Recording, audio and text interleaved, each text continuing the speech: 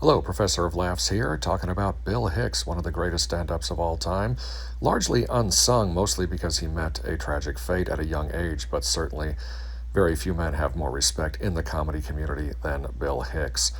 Born William Melvin Hicks in Valdosta, Georgia in December of 1961, something he would add a tuh to when he was explaining how he grew up in such an environment in the South, somewhat of his intelligence and sensitivity a bit out of place there.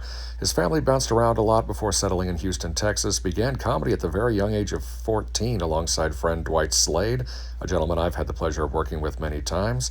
Of course, until Slade moved to Portland, Oregon, and then Hicks abandoned the comedy team aspect and just did stand up on his own.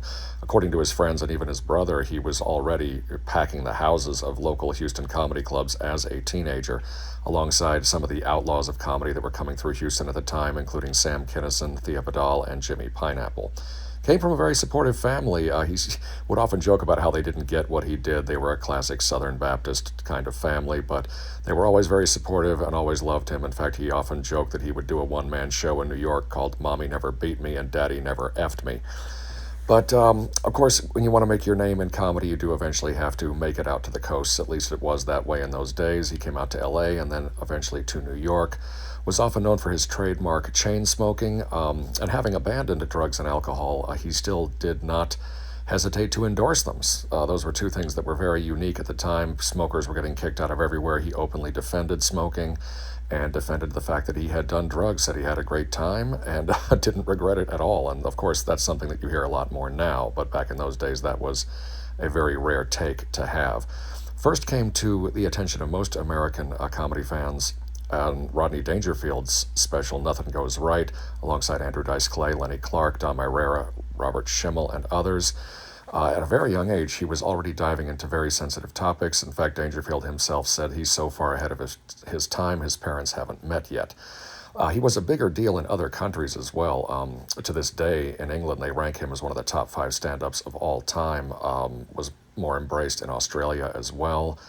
And he was one of the first stand-ups to not really aspire to be a sitcom star or a film star. If he did divert a little bit, it was to music. But mostly he was a stand-up as an end in itself, as his contemporary Richard Jeni said, which was very unusual at the time. But he was one of those guys, as Jeni said, that you would watch and you'd end up feeling bad about your own act, thinking you should be telling the truth more often. Had a controversy with fellow comedian Dennis Leary, who often copied his style of wearing all black and chain smoking, and even some of the topics were the same. However, he was poised for a bigger push in the United States when he was diagnosed with inoperable pancreatic cancer that had spread to the liver. But because his hair did not fall out during chemo, he continued to tour, made 12 appearances on The Letterman Show, but his last one was cut due to content, joking about abortion and other things of that nature. Wrote a 32-page letter to John Lahr at The New Yorker complaining about this, but of course, Letterman didn't have a chance to make things right, as Hicks eventually stopped performing in January, moved back to his parents' home in Arkansas, where he passed away at the too young age of 32.